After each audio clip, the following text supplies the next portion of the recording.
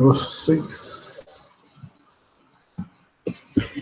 Continuar aqui na entrada e saída. Na última aula a gente viu como a relação do módulo com o dispositivo. Agora a gente entra na parte de entrada e saída mesmo, que são as técnicas. Existem três técnicas relacionadas à entrada e saída. A primeira é chamada de programada. Então, a primeira é o programada. Então, é uma que era utilizada em alguns computadores mais antigos e alguns computadores mais específicos.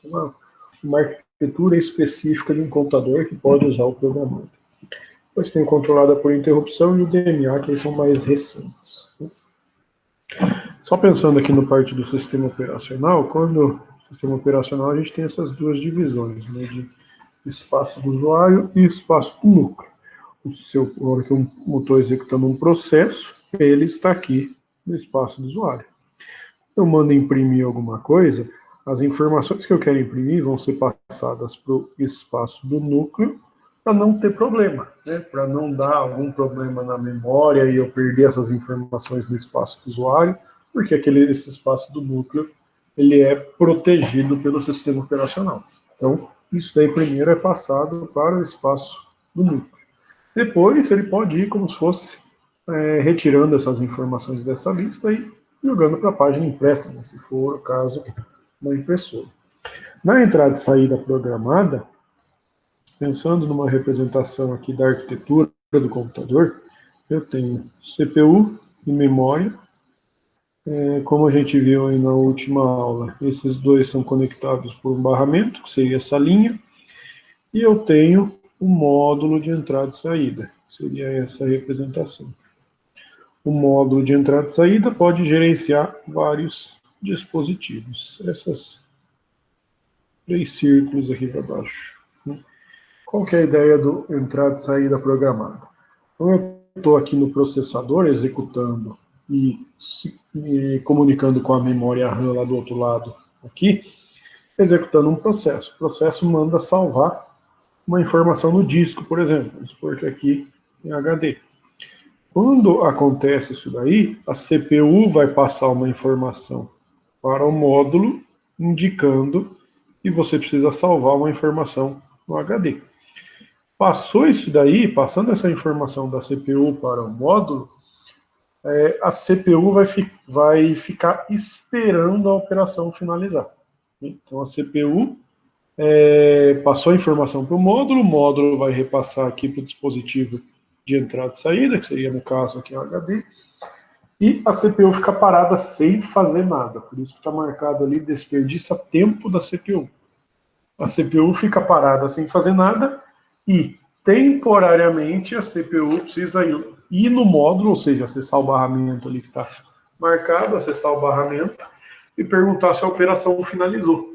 Então, CPU, no entrada e saída programada, a CPU fica parada depois que ela passa a tarefa e ela tem que ficar indo perguntar para saber se a operação que ela pediu terminou ou não. Então, a CPU que vai gerenciar o acesso a esse dispositivo. Ela conhece o estado do dispositivo, por exemplo, se ele está ocupado ou se ele está pronto para ser utilizado.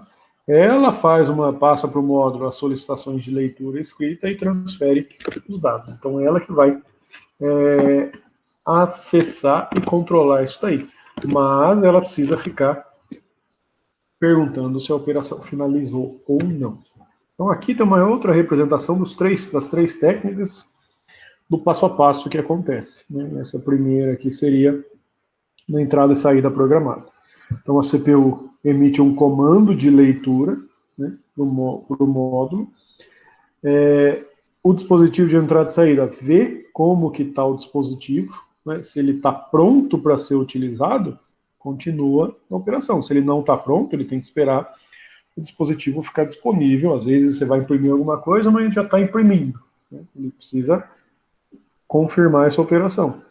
Depois, o dispositivo de entrada e saída vai fazer a leitura dos dados que está no módulo e isso daí é passado para a memória. Então, é uma sequência de passos quando você tem essa entrada e saída programada. Já na entrada e saída usando interrupção, é a mesma ideia, eu tenho, fazer a mesma representação aqui, CPU, tenho aqui a memória, né, para ser um ali, barramento aqui, ligando os dois, o módulo aqui para baixo, o mod, e o dispositivo de entrada e saída. Vou colocar um só. Dispositivo de entrada e saída. Então, a mesma ideia, o processador vai emitir um comando para o módulo, só que, em vez do processador ficar parado, a CPU agora, no entrada e saída controlada por interrupção, ela consegue ficar fazendo alguma coisa, consegue processar outra coisa enquanto o módulo está finalizando essa operação. Então a CPU passou a tarefa para o módulo repassa para o dispositivo aqui embaixo. Quando finalizar, o dispositivo vai mandar um sinal avisando que terminou para o módulo. Aí, o módulo que vai interromper o processador para solicitar o atendimento, né? Como se a CPU passa a tarefa para o módulo e fica fazendo outra coisa. O módulo vai resolver com o dispositivo. Quando o módulo finalizar, ele interrompe a CPU falando, ó, o que você tinha me pedido está aqui. Né? Por que ele precisa interromper? Porque quando a operação, vamos supor que é o HD aqui embaixo, quando a operação de ler algo do HD, por exemplo, eu quero ler o X, então o X está aqui, CPU passa a solicitação para o módulo, enquanto isso a CPU fica fazendo outra coisa. O módulo vai se comunicar com o dispositivo. Quando eu conseguir ler, o X vai subir para o módulo, né? O X subindo para o módulo vai mandar uma mensagem, vou colocar em amarelo aqui, vou mandar uma mensagem para a CPU. Ó, os dados que você pediu está disponível.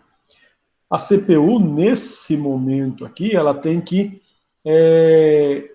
ela vai ser interrompida, ela tem que finalizar uma operação, que é a operação de leitura do X. Para finalizar isso daí, eu tenho que pegar o X que está aqui e jogar ele para a memória, né, porque o dado vai ser jogado para a memória temporária.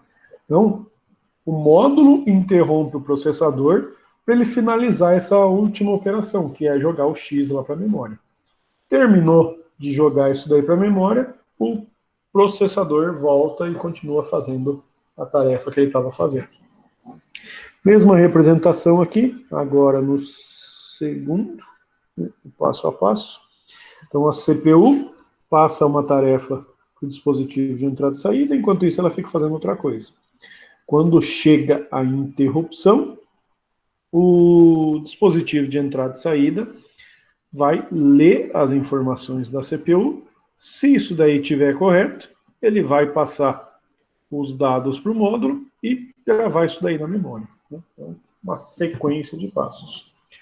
Para o entrada e saída aqui por interrupção, tem uma representação desse tipo aqui. Como se eu tivesse toda a memória representada aqui e o processador. No processador, eu tenho alguns registradores específicos, registradores gerais do processador, ou seja, a memória temporária do processador.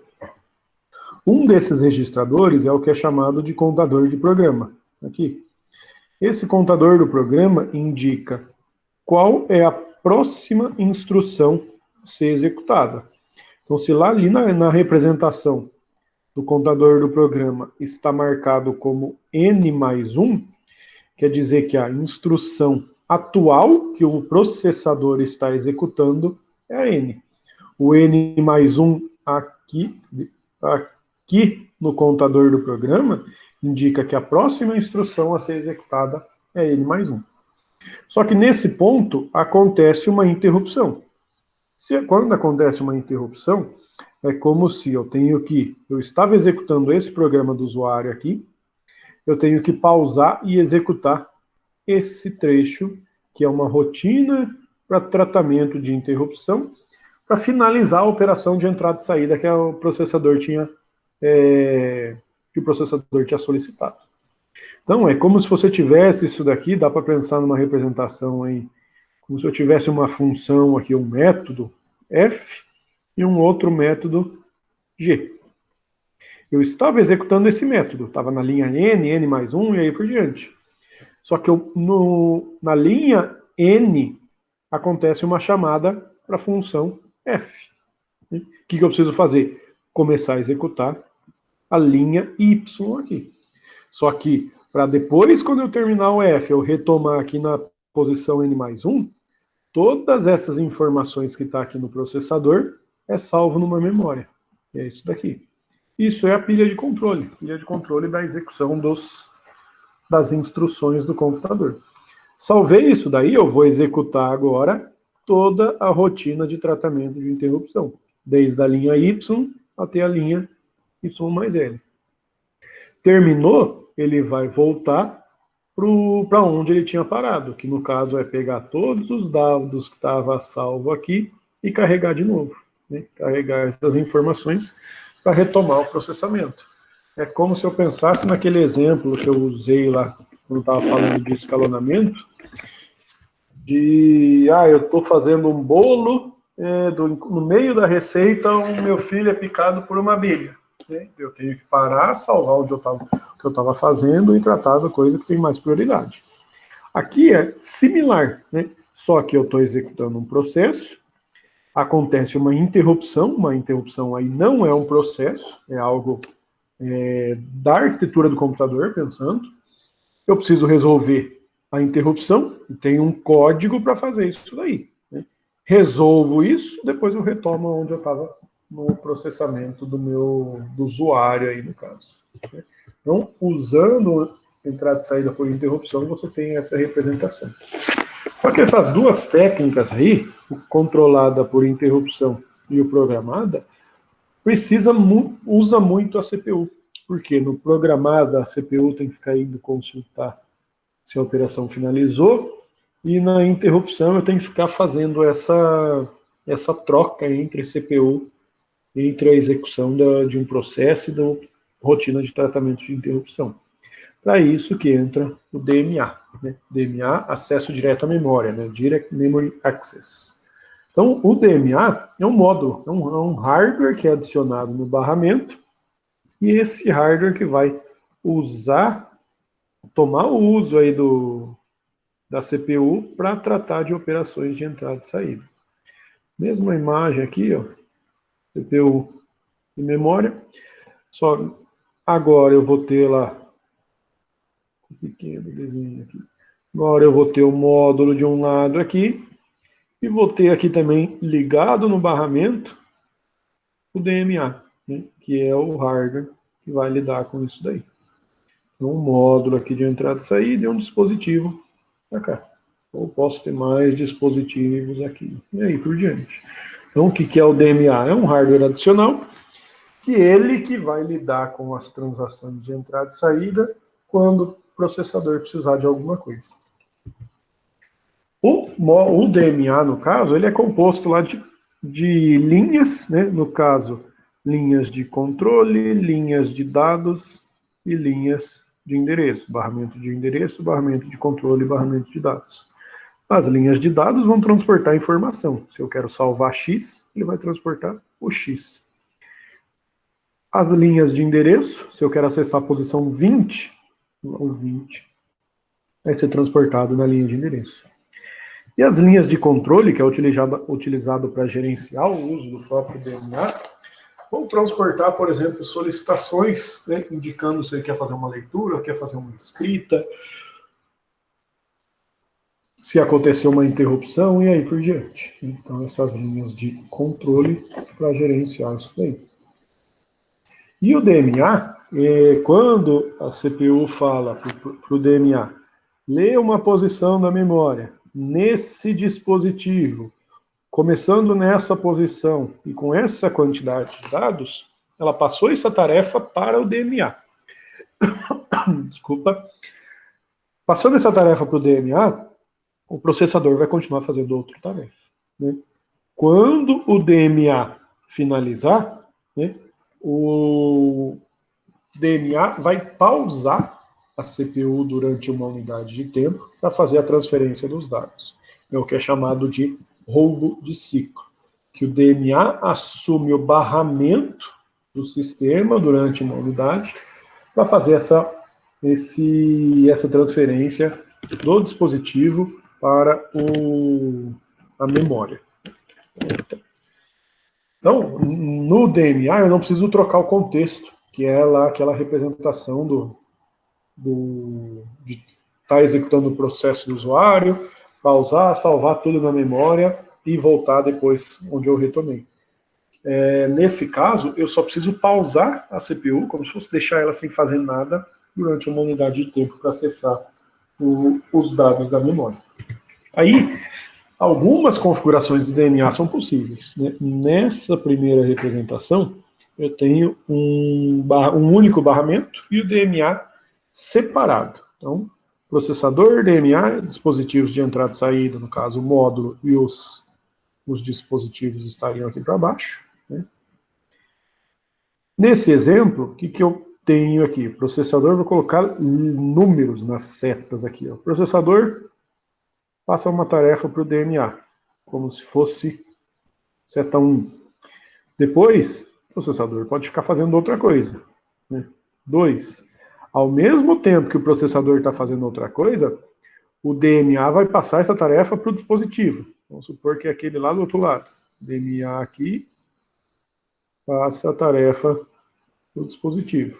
Vou colocar 3, mas é ao mesmo tempo do 2. Né? O processador passou a tarefa para o DMA, ao mesmo tempo ele consegue fazer outra coisa, e o DMA passar essa tarefa para o dispositivo. A informação vai chegar até o dispositivo aqui embaixo, seria aqui o 4. Né? Quando essa operação finalizar, vai fazer o caminho inverso. O 4, ele volta para a entrada e saída. 5. Depois, quando essa informação estiver aqui no módulo de entrada e saída, o processador está fazendo outra coisa aqui, eu comentei lá no 2, que o processador pode ficar fazendo outra coisa. O processador ficar fazendo outra coisa quer dizer que ele está processando alguma coisa e usando a memória. A memória é lá do outro lado, ó. É o amarelo. Por isso que, se o processador está fazendo outra coisa, ele vai estar usando esse caminho amarelo. Se eu quero pegar o X, que está aqui no dispositivo de entrada e saída, e jogar para o DMA, o processador tem que pausar durante uma unidade de tempo. Então, primeiro, pauso o processador, quer dizer que ele não está usando essa linha em amarelo. Pego o X que está no dispositivo e jogo para o DMA. O X agora está aqui. Pauso mais uma vez para jogar do DMA para a memória. Né? Por que joguei para o DMA primeiro? Porque quem controla essa operação aí, no caso, é o DMA. Né? Então, nesse exemplo de barramento aqui, de configuração do DMA, preciso suspender 2 vezes, pausar 2 vezes o processador. Só que pausar o processador é bem mais rápido do que fazer aquela troca de contexto, que é a analogia lá que eu falei com fazer o bolo e picada de abelha. Então é bem mais rápido desse jeito. Só que ainda o DMA tem várias configurações possíveis. Aqui uma segunda configuração possível com DMA e os dispositivos de entrada e saída integrado. Né? Então, nesse caso, eu vou diminuir a quantidade de vezes que eu suspendo a CPU. Então, o processador passa para o DMA, continua fazendo outra coisa. O DMA vai se comunicar com o dispositivo de entrada e saída, quando finalizar, o X volta para cá. Pausa a CPU, o X é jogado para a memória direto. Né? Então, mais rápido é essa representação com o DMA integrado, só preciso pausar uma vez. E ainda uma terceira representação do barramento, que é dividido em barramento de entrada e saída, porque você tem nessa linha aqui o barramento do sistema, abaixo disso o barramento de entrada e saída, que são dispositivos de entrada e saída, só que tem uma lógico, já que eles são de entrada e saída, eles têm uma velocidade muito lerda comparado com os aqui de cima. Mesma coisa, processador passa para o DMA, continua fazendo outra coisa. DMA vai consultar o dispositivo que ele quer, aqui. O que ele quer ler o X, pega o X que está aqui, joga para o DMA. Quando a informação estiver no DMA, pausa a CPU para jogar o X na memória. Então, essa é a representação usando barramento de entrada e saída. Isso daí passa por várias camadas de software de entrada e saída. Desde o seu software do usuário aqui em cima, até passando lá pelos drivers, né, que é o que faz essa ligação entre o sistema operacional e o hardware aqui embaixo, né, para você acessar um recurso de entrada e saída. Né. Aqui também, ó, a representação do driver. Ó. Você tem o driver conectando aqui o espaço do núcleo do sistema operacional, né, que é aquele espaço protegido, e o dispositivo aqui embaixo, né, controlador ou módulo de entrada e saída aqui. Então, o que o driver aqui está fazendo? É como se ele estivesse ensinando o sistema operacional como acessar esse dispositivo aqui embaixo. E ele está mostrando como fazer essas operações com o dispositivo de entrada e saída. Isso daí vai oferecer o recurso do dispositivo de entrada e saída para o sistema operacional aqui em cima e, consequentemente, para o usuário aqui em cima. Nessa representação também, entra aquela ideia de, vou usar driver genérico. Qual que é a ideia de você usar driver genérico? Quando você tem lá uma interface, aquele chama de interface padrão, o ideal seria você padronizar essas interfaces, né? Essas comunicações do sistema operacional com os drivers. Nesse primeiro exemplo aí em vermelho, você tem lá retângulo de um jeito, depois de outro, depois os triângulos. Como o ideal é você ter algo padronizado, você fica com um funcionamento mais alinhado em relação ao sistema operacional. Do primeiro jeito aqui, quando você usa os genéricos, você vai funcionar do mesmo jeito. Mas às vezes você não consegue um desempenho tão bom quanto comparado aqui com a interface padrão que ele usa.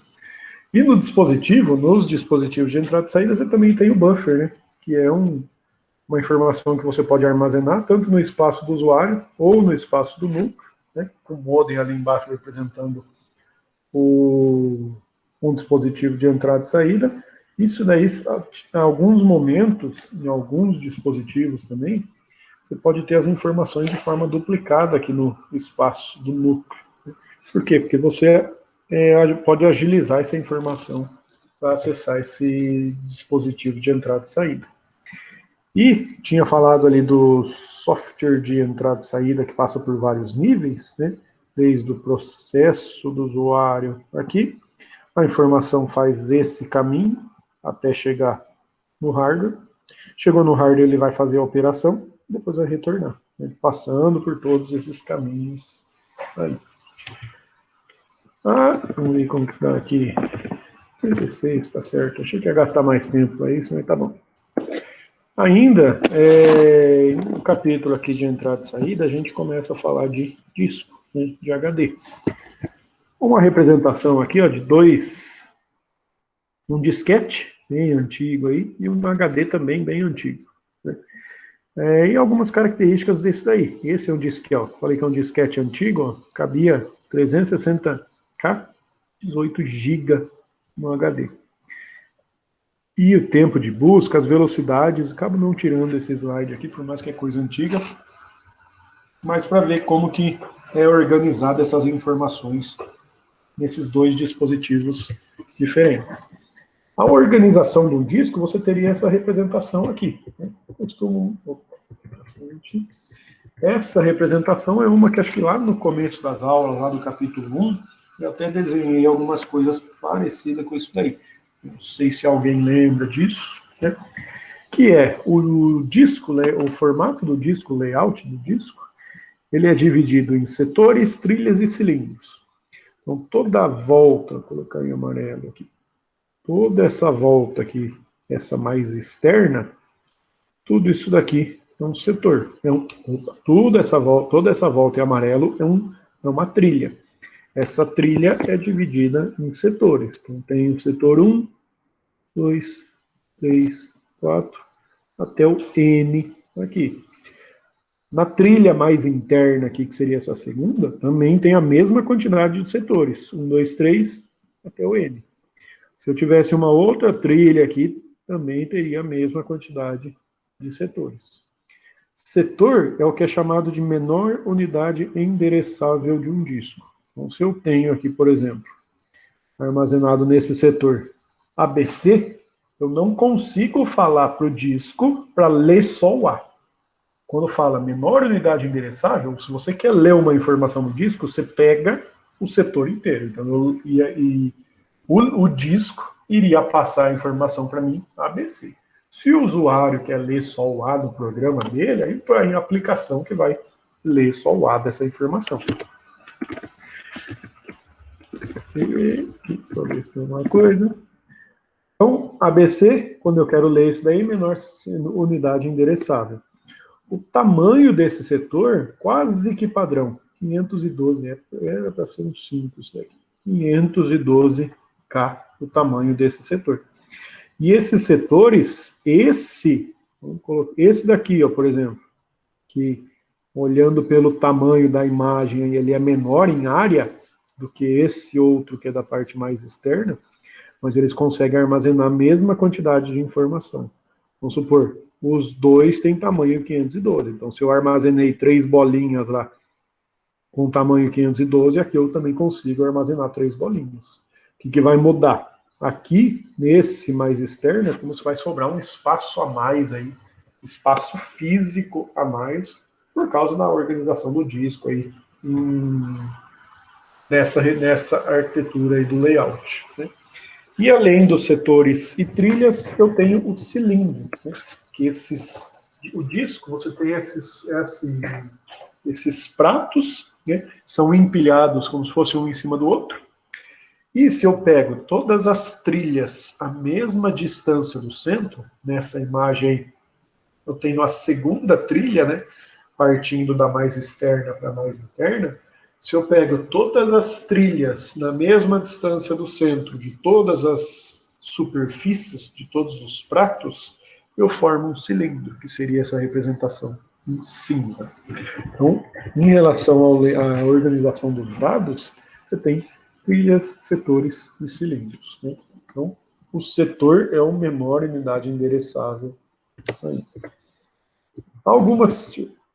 eu esqueci disso, mas a ideia do disco, né? Acho que lá nas aulas comentei antes, como se eu tivesse esse disco, e o disco tem uma cabeça de leitura escrita, né? Aquela imagem lá fica mais fácil de mostrar, né? Que ele mostra ali, ó, o movimento do braço. Esse braço é móvel, ele pode estar alinhado nessa posição aqui, ou pode vir um pouquinho mais para a direita, seria isso daqui, mais para a esquerda, no caso, né? Então, esse braço é móvel. E nessa representação da cabeça, que seria isso daqui, ela é uma cabeça que ela consegue ler a magnetização do disco. Então, quando o disco está girando, por exemplo, ele vai produzir campo magnético, então ele fica magnetizável. Ou seja, a cabeça consegue perceber essa magnetização do disco, transformar isso daí em padrão magnético e ler os dados que estão armazenados.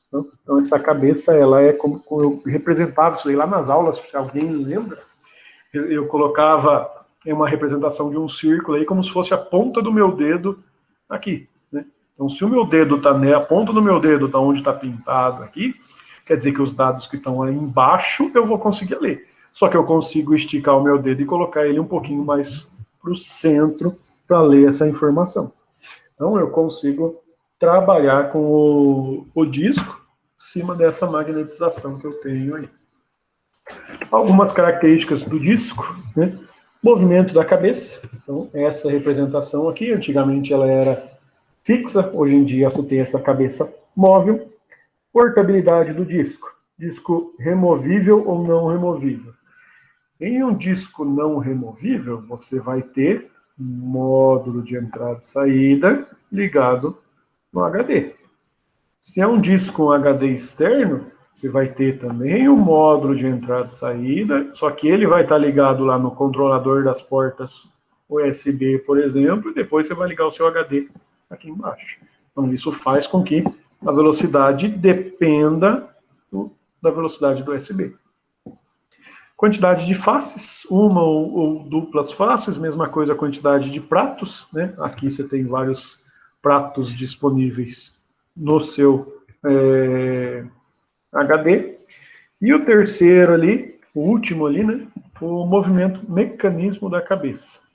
Mecanismo da cabeça, aí tem alguns exemplos aqui, por exemplo, do disquete, né? Aí, no disquete, para fazer a leitura das informações, a agulha, pensando na representação, na analogia, a agulha que lia as informações do disquete entrava em contato diretamente com o disco, no caso, o disco do disquete. Então, por isso que o mecanismo da cabeça é contato para o disquete. Nos HDs, ou eu tenho uma lacuna fixa ou uma lacuna aerodinâmica. É como se essa representação... Vou tentar apagar aqui, ver se melhora. Então, o mecanismo da cabeça do disco em lacuna fixa é como se essa cabeça aqui ficasse a uma distância fixa desse prato e de todos os outros, né? Cada uma das cabeças aí. Então, sempre numa distância fixa. Por isso, lacuna fixa. Lacuna aerodinâmica quer dizer que, à medida que o disco está girando, essas duas cabeças aqui pode ficar um pouquinho mais próxima desse disco, consequentemente um pouquinho mais longe desse, né? Por quê? Para tentar ler esse padrão magnético, para tentar ficar mais próximo do disco e você ler essas informações.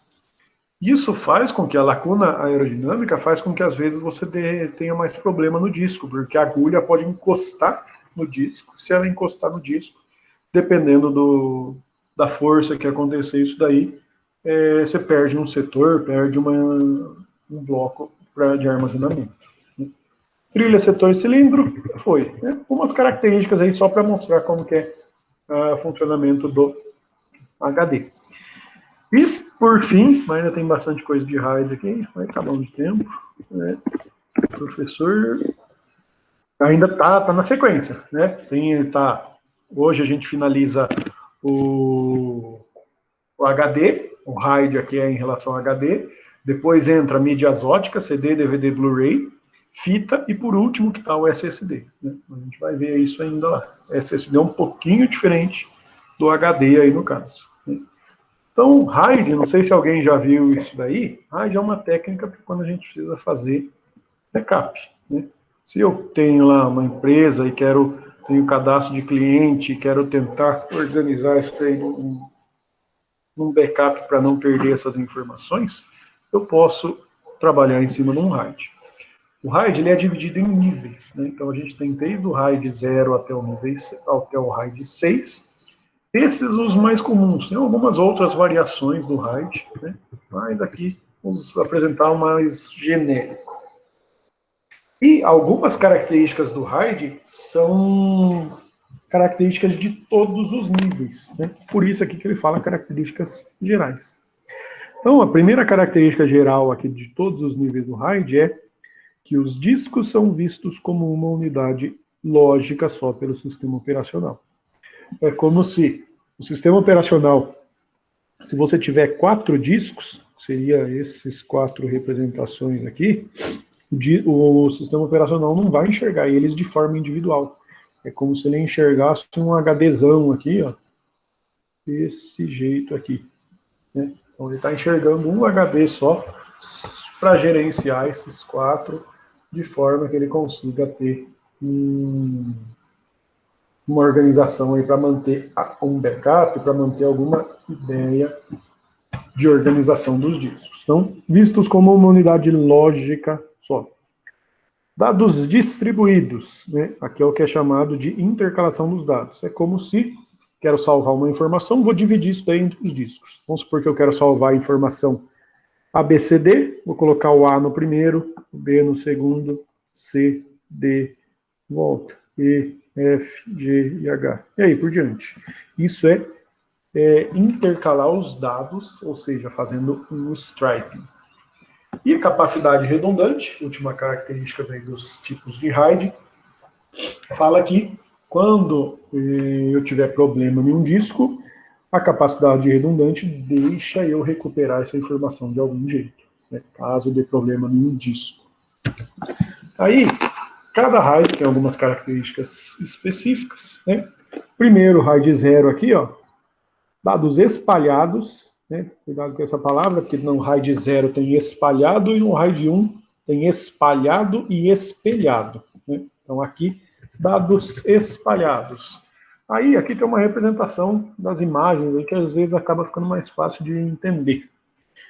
Qual que é a ideia dos RAIDs? Vou marcar aqui, ó, como se eu tivesse que salvar essas informações nos discos. A, B, C, D, E, F, G e H. Então eu quero salvar essas informações usando o RAID 0. O que o RAID 0 fala? Que os dados são espalhados, né? Então eu vou dividir aqui os dados de 2 em 2. Salvar o A e o B aqui, C e D, E, F, G e H. E aí por diante. Por isso que ele chama ali, ó, stripe 0, stripe 1, stripe 2, 3, 4, e aí vai. Por que 4 discos? Porque ele quis usar 4 discos. Se você quiser usar 10 discos no RAID 0, mesma coisa, né? A quantidade de discos depende do usuário. Ele que escolhe aqui, nesse exemplo, está 4. Por que que é bom até utilizar esse RAID aqui, o RAID 0? Vamos supor que cada uma dessas informações aqui, ó, A, B, C, D, cada letra é 1 GB. Imagina você ter um disco aqui só e salvar 8 GB nesse disco aqui. No caso, A, B, C, D, para salvar tudo aqui, né? A, B, C, D, E, F, G e H.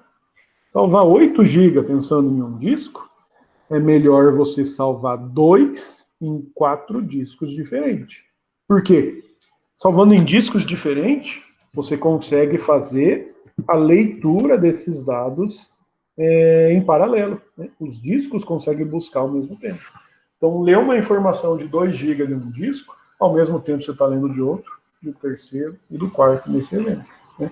Então, você consegue trabalhar com dados de forma mais rápida.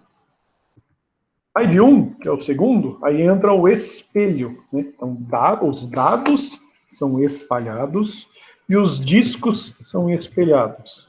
É como se os 4 ensins aqui, ó, são cópias dos 4 primeiros. Então, eu tenho A, B aqui, tenho uma cópia desse primeiro disco, está aqui. Tenho o C e o D aqui, tem uma cópia, é esse, ó, stripe 1, stripe 1, stripe 2, stripe 2 no terceiro. Então são cópias, mesma coisa. Aqui está com 8 discos, se eu quisesse fazer com 10, beleza. Nesse RAID teria que ser número par para dar quantidade, para dar discos duplicados aí no caso. Ah, por que que é bom você ter algo desse tipo aqui? Se der problema nesse disco, como que eu recupero as informações? Ó, os discos tá aqui, ó, é uma cópia, né? Você não perdeu as informações, né? Imagina se é uma empresa que você tem uma lista de clientes e essas informações não cabem em um disco só. Você vai vai criar um RAID, nesse exemplo aí com 4, para manter essas informações sempre disponíveis, né? Aí, no RAID 1 ainda, só voltando para cá, né, tenho 2 cópias em cada disco. Para ler a informação, eu posso ler de qualquer um deles, né? Só que gravado dá um pouquinho mais de trabalho, porque você tem que salvar a informação em 2 locais diferentes, né? Acaba sendo um pouquinho caro você usar o RAID 1. No RAID 2, aí eu tenho aqui uma representação, nesse exemplo aqui, com 4 discos e 3 discos, do lado em cinza aqui. Esses 3 discos são utilizados para tratamento de erro, que é aquela capacidade redundante. Além disso, no RAID 2, as stripes são menores, né? Então, stripes muito pequenos. E eu tenho um jeito para se recuperar caso aconteça problema. Então, sim, se nos 2 de cima era uma stripe, e aqui ele está falando que a stripe é menor, como se eu salvasse aqui uma letra só. Então, A, B, C, D, e aí vai. E nesses 3 discos aqui, eu tenho um código, ali ele chama lá de código de correção de erro, o código de Hamming, que é para se recuperar caso aconteça problema em algum dos discos. Então, se eu perder esse disco aqui, para recuperar a informação do A, eu consigo analisar esses 3 e recuperar esses dados. De novo, aqui no RAID 2, está usando 4 discos em branco e 3 aqui em cinza, mas você que define isso daí. No RAID 2, pelo menos, você vai ter mais de um disco para capacidade redundante. Então, normalmente, mais de um aqui em cinza. RAID 3 é parecido com o 2, só que é um único disco aqui só. Um único elemento aqui. Então, eu divido como se fosse A, B, C e D. Se der problema nesse disco, eu tenho o disco em cinza aqui, só que agora é um só, para se recuperar. Certo? RAID 4, aí ele usa blocos maiores, então grandes stripes. Lá no começo ele falou, dados distribuídos em stripes. Coloquei 2 letras. No RAID 2 e 3, são stripes muito pequenos. Usei uma letra só nos exemplos. Se aqui é grandes stripes, é como se eu colocasse 4 letras em cada disco. A, B, C, D, E, F, G e H. E vai. E eu tenho aqui essa informação de como se recuperar, dividida por níveis, como se fosse assim. Ó. Então eu represento ali, eu tenho o bloco 0, bloco 1, 2 e 3. Pego essas 4 informações, crio um jeito de recuperar essas informações, que é o código de correção de erros, a capacidade redundante. Armazeno aqui. Armazeno de novo, bloco 12, 13, 14 e 15. Pego essas 4 informações, agrupo, tem um jeito, faço um jeito aí de se recuperar dessas informações. Então aí, caso dê problema nesse disco aqui, eu perdi o bloco 2, como que eu recupero o bloco 2? Tá aqui. Perdi o bloco 6, tá aqui, se recupera. Perdi o bloco 10 e o bloco 14. Consigo recuperar essas informações aí. Já a gente chega ali, tem alguns que não são utilizados. O RAID 1 aí, por exemplo, ele é bastante utilizado para contabilidade. Tem uma outra tabela lá no final. O RAID 0, você vai só duplicar, mas você vai ter uma redundância bem baixa. Então, tem mais para frente ali alguns exemplos disso daí. Certo? Então, RAID 4, um disco aqui só, que é específico para capacidade redundante. E o RAID 5, ó, aí, só voltando ali no texto, para circular aqui, parecido com o 4, só que a paridade é espalhada. A paridade é essa capacidade de se recuperar. Está vendo que o cinza aqui agora, ó, está distribuído em vários discos. Então, o que acontece aqui? Se eu perder esse disco, perdi o bloco 2. Como que eu recupero o bloco 2? Está aqui. Perdi o bloco 6. Recupero daqui. Perdi aqui, ó, P8 a 11, mas você não perdeu as informações, você perdeu o jeito de se recuperar. Perdi o bloco 13. Aqui eu recupero ele. Perdi o bloco 17. Aqui eu também recupero. Se der problema em 2, nesse exemplo aqui, ó. Perdi o bloco 2. Como eu recupero o bloco 2, ó? Agora já não consigo recuperar o bloco 2. Só que, ó, perdi o bloco 6. 6 e 7, no caso. Recupero a partir daqui. Perdi o bloco 11. Como que eu recupero? Olha, também não consigo recuperar. Então você perde aí alguma quantidade de dados no RAID 5. Então, o RAID 5, aí aqui ele ainda está representado, sempre falando aqui, ó. Nesse que eu coloquei aqui, que era 4 e 3, mas você que define esse 4 e 3. Aqui ele usou 5 também. 5, você que define isso. Aqui também usou 5, você que define. Mesma coisa no RAID 5. E o RAID 6, aí são 2 cálculos de paridade, ou seja, 2 jeitos de se recuperar a informação caso dê problema. Que é o que é chamado aqui de P0 a 3, Q0 a 3. E essas informações em discos diferentes também. Então, nesse RAID 6, Se eu perder 2 discos, eu ainda consigo recuperar essa informação. Vou marcar esses 2 aqui. Ó. Então, ó, se eu perdi esses 2 discos aqui em X, perdi o bloco 1, como que eu recupero o bloco 1? Vou marcar em amarelo. Recuperar o bloco 1 está aqui, ó. Tem como recuperar o bloco 1. Perdi o bloco 5.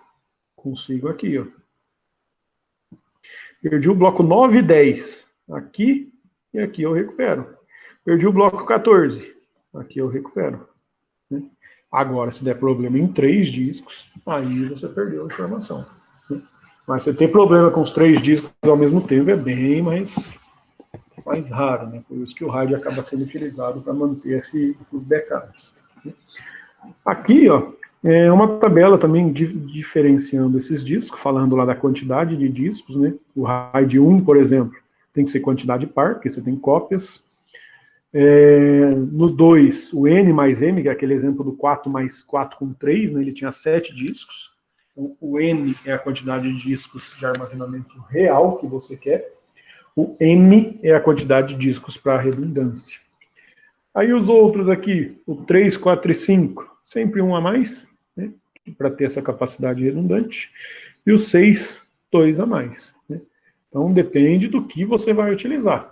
Por exemplo, você pegar o 6 aqui, você vai usar 2 discos a mais. Né? Então nesse exemplo aqui, se eu pensar em armazenamento real, eu tenho 4 discos só. Porque os outros pedaços do disco, né, que é o cinza que está distribuído aí, não está sendo utilizado para armazenamento real.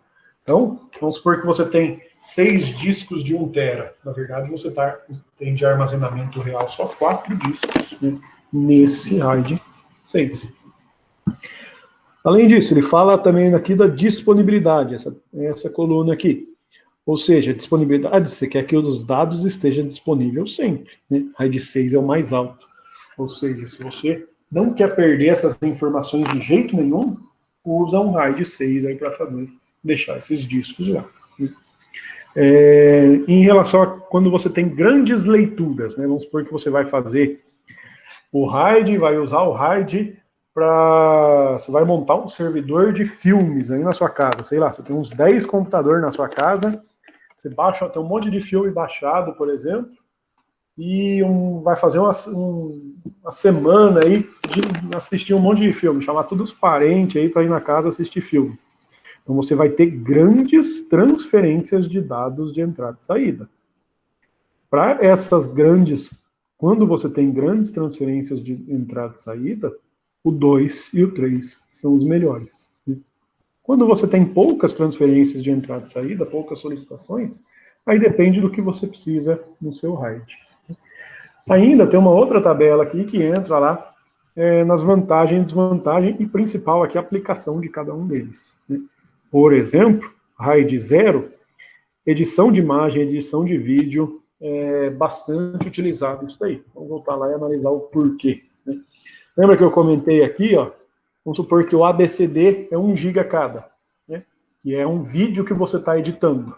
Você deixar esse vídeo em um disco só, seria isso daqui, ler 8 GB de um disco demora um tempo X. Ler 8 GB de 4 discos, você vai demorar um tempo menor. Né? Então você distribui a carga entre os discos, porque você vai estar fazendo edição de vídeo, vai estar trabalhando constantemente com leitura de informação do HD. Então é melhor você usar essa representação. O RAID 1, por exemplo, que eu falei, com contabilidade, né, uma folha de pagamento, uma parte financeira, que você tem poucas informações armazenadas, mas você quer ter um backup. Né? Aqui você representa, você tem 4 discos aí, você tem um backup que consegue ser eficiente, né? Será que vai dar problema em 2 discos ao mesmo tempo? Né? E no RAID 1, para você perder uma informação, você teria que perder os 2 discos e os 2 discos iguais, né? Como se fosse o segundo aqui, segundo aqui e o segundo aqui também. Né? Aí você perdeu uma informação. Agora, se você perdeu os 2, esses 2 aqui, aí você tem os 2 lá do outro lado, né? As 2 cópias. Né? Então é bastante utilizado aí para folha de pagamento, para salvar coisas relacionadas a dados de cliente, né? Lojas, por exemplo, você pode utilizar isso daí. O RAID 2, né, e o RAID 4, nenhuma aplicação comercial, né, não é dificilmente utilizados. Né? RAID 3 aqui, por exemplo, também entra para edição de filme, edição de imagem, vídeo e outras operações. RAID 5 e 6, o RAID 5 para sistema de arquivo, servidor de banco de dados, servidor web, porque ele consegue, só voltando ali no 5, né, porque ele consegue ter essa capacidade redundante aqui e é um baixo custo. Né, é um disco a mais só, tanto que era o N mais um na primeira tabela lá. Você consegue utilizar ele de forma aceitável para esse tipo de aplicação aí. E o último, RAID 6 aqui, solução perfeita para missão crítica. Lembra lá quando falou de tipos de sistemas operacionais? Sistema operacional de tempo real, de controlador de voo, né? É algo que não pode dar problema. Vamos supor que o controlador de voo aqui, eles usam salvar informação, muita informação no HD. Né? Se você usar uma representação desse tipo aqui do RAID 6, você vai ter uma alta disponibilidade, porque tem que dar problema em 3 para você perder uma informação. Então ele garante uma disponibilidade alta também. E depois entra no CD-ROM aí e continua. Certo?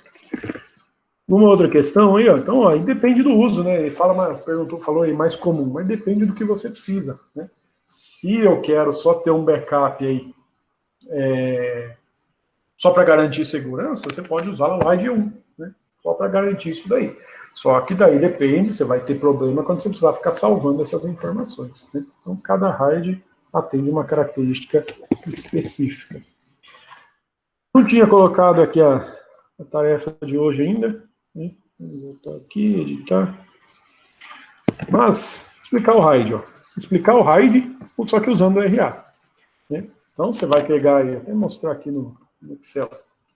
Para descobrir, cada um vai explicar um RAID, para descobrir o RAID que você vai explicar, você vai usar o mod, né? Lembra lá, resto da divisão inteira. Não sei se vocês viram esse operador lá na parte de programação aí. Então você pega lá 7, 2, quando você faz mod 7 por 2, você tem um resto da divisão inteira. Divisão inteira de 7 por 2 dá 3 e sobra 1. Então, esse daqui que é o resto da divisão de 7 por 2. O que você vai fazer? Pega o seu RA, no caso de vocês é 19, alguma coisa, né? 19, 1, 2, 3, 4, por exemplo, 7. Faz lá, igual mod, o seu RA, por 7. Ele vai gerar aqui um resto. Né? Nesse caso, o resto foi 0. Quer dizer que você tem que explicar o RAID 0. Né? Explicar o RAID 0, falando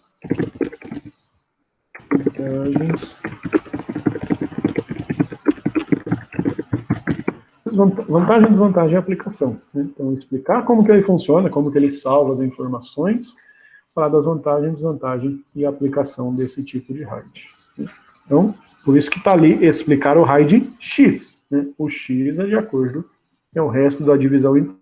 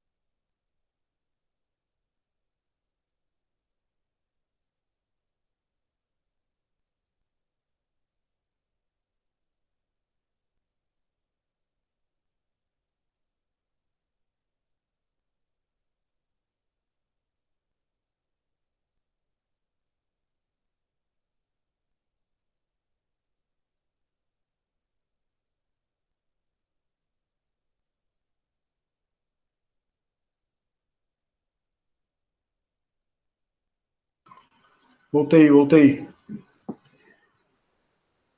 Que ponto que tinha caído aí? Estava falando do quê? Acho que foi.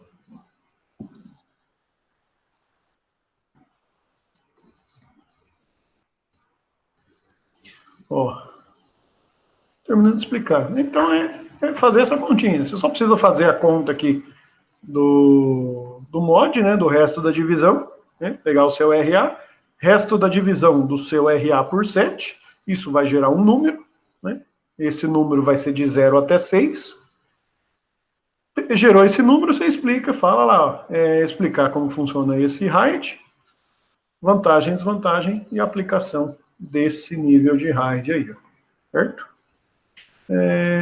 Aí pode, ou se quiser mandar direto em texto, ou como colocar num arquivo aí do doc, tanto faz, está liberado lá no estúdio para isso, certo?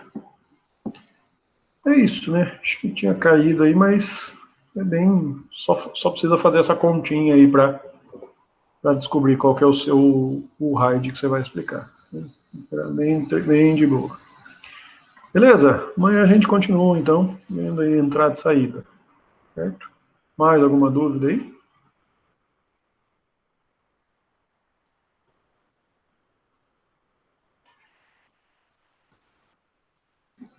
Feito. Até mais, então. Boa noite.